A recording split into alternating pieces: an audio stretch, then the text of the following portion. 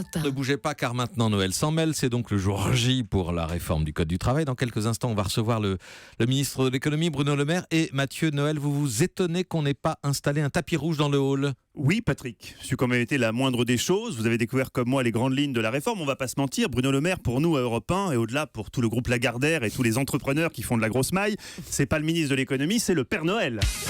Plafonnement des indemnités prud'homales. Référendum à l'initiative de l'employeur. Possibilité de négocier avec un délégué du personnel sans mandat syndical. Ciao Olivier Samin.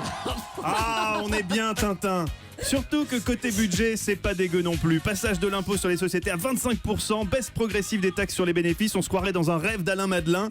C'est fou comme pour que les riches de droite aiment enfin la gauche, il suffisait que la gauche prenne un ministre de droite.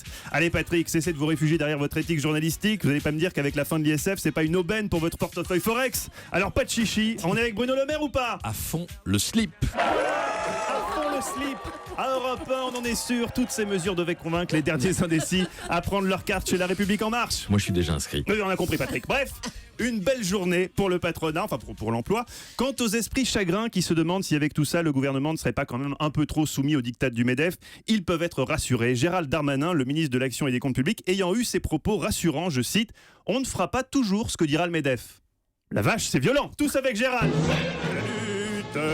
Bref, une belle journée. Seul petit caillou dans notre Weston, Patrick, la nouvelle lubie de la secrétaire d'État à l'égalité homme-femme, Marlène Schiappa, qui a annoncé vouloir punir les entreprises ne respectant pas l'égalité salariale. Heureusement, question parité à Europe 1, on est dans les clous, suffit de prendre notre quart d'heure.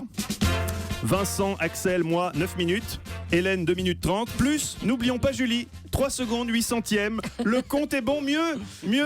On notera que malgré le salaire qatari de Patrick Cohen, rapporté au nombre de mots prononcés, c'est bien une femme qui, avec 147 mots hors taxe, 147 € par mot hors taxe, décroche la timbale du plus gros salaire d'Europe 1 et encore, sans forcer son talent. Europe 1, 8h-5. Bravo Julie. Bravo nous. Bon Patrick, j'ai été peut-être un peu fort. Oublié Céline Calment. J'ai été peut-être un peu fort, c'est vrai qu'elle est arrivée. Voilà. Je suis allé un peu fort tout à l'heure sur notre collision avec le gouvernement. Un dernier mot un peu critique sur la réforme du Code du travail, en souvenir du temps où vous étiez de gauche à France Inter. Vraiment, ça déchire. Ah oui, d'accord. Il est bien arrivé dans le privé, ici est fait. On s'adapte vite.